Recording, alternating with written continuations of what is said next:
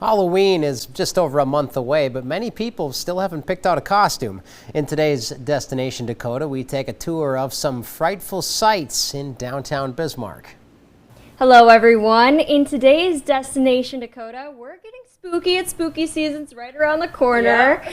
And with me, I have Stacy Sturm with URL Radio. Stacy, thank you so much for joining me today. Hey, thanks for having me. It's great.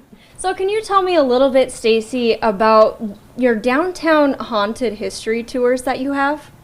Sure. So it's about an hour long. And we just it's very informal. We just walk around downtown and we talk about like historical buildings, historical sites, some paranormal investigations I've done, some, I don't want to say they're fun facts because they're all dark and depressing. It's all death and murder and history facts, it's right? history. Yeah. History's not always the most fun. Right. But we try to make it as fun as possible. And we just, we talk about downtown and we walk around and it's a really fun way to get to know the really dark history of the beginnings of Bismarck. I want to say half my tours are already sold out.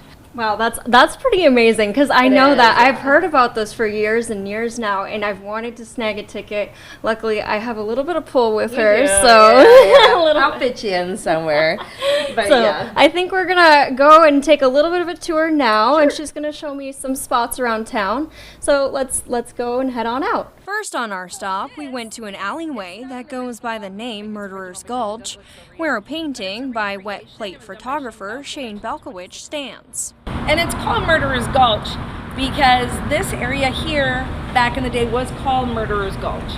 And it was called Murderer's Gulch because so many people were murdered, which is terrible. But in the early days of Bismarck, it was very wild and crazy.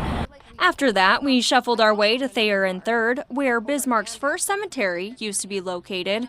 However, it was later moved, and on top of the old cemetery, they constructed Bismarck's first governor's residence. The crazy thing is, when they were putting up the governor's residence in like the 60s, I think is when they put up the new residence at the time, they actually had to stop construction because they dug up a bunch of bodies.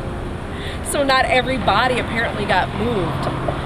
Lastly, my favorite part of the tour, the underground tunnels beneath the city.